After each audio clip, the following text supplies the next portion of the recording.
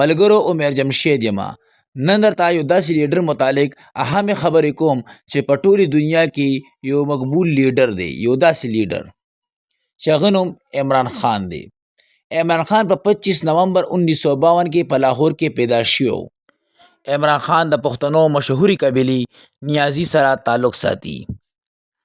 عمران خان د اکرام الله نیازي یو نیازبین زوی و او د ده والده به زیاتر په میاوالی کې پاتې کېده.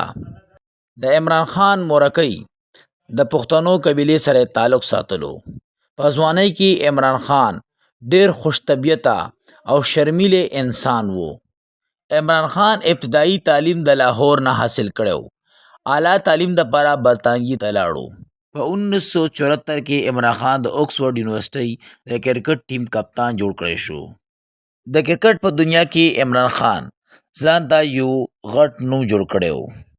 عمران خان د عالمي سطح باندې په کرکټ کې یو غټ نوم و او ډیر زیات شهرت یې حاصل کړی و.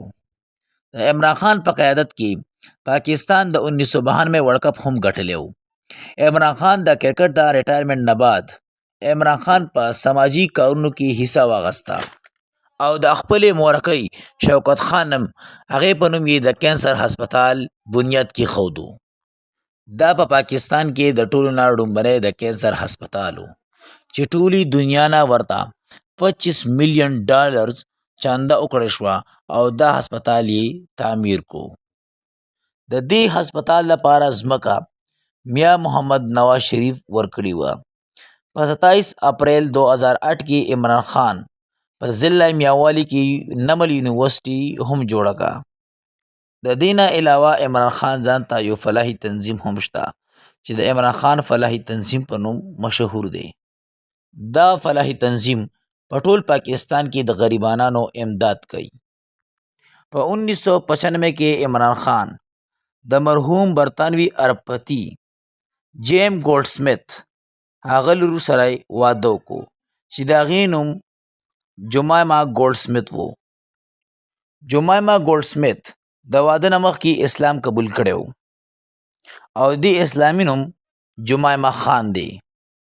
د عمران خان او د جمایما خان دا واده دا عالمي سطح باندې میډیا راوچت کړی و او دې ته یو ډېر غټ حیثیت ورکړی و.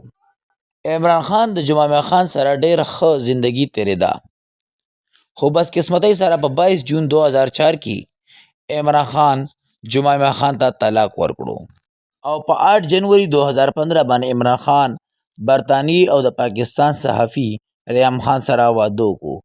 لیکن عمران خان دا واده هم ناکامیاب شو او په 30 اکتوبر 2015 باندې عمران خان ریحان خان ته هم طلاق ورکړو.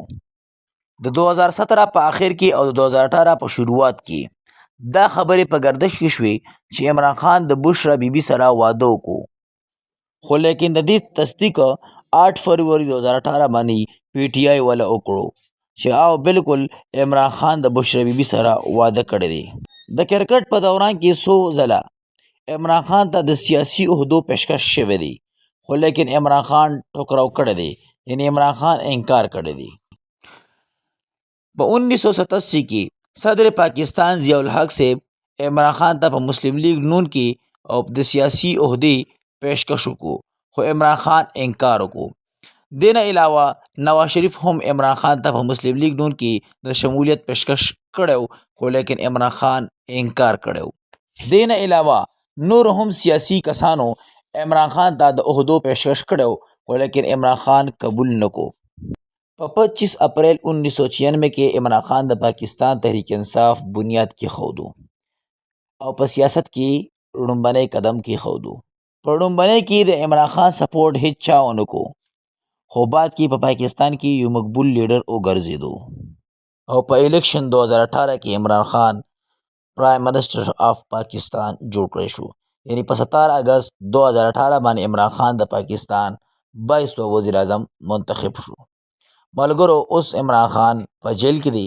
ټول عمران خان لپاره خصوصي دعاګانې کوئ چې الله یې زر تر زره را آزاد کړي. د ویډیو کتلو ډېره مهرباني. مزید داسې ویډیوګانو کتلو لپاره زما د فیسبوک پیج محمد عمر جمشید فالو کړئ او زما د یوټیوب چینل محمد عمر جمشید سبسکرایب کړئ. د ویډیو کتلو مهرباني ښاد او آباد اوسئ د الله په امان.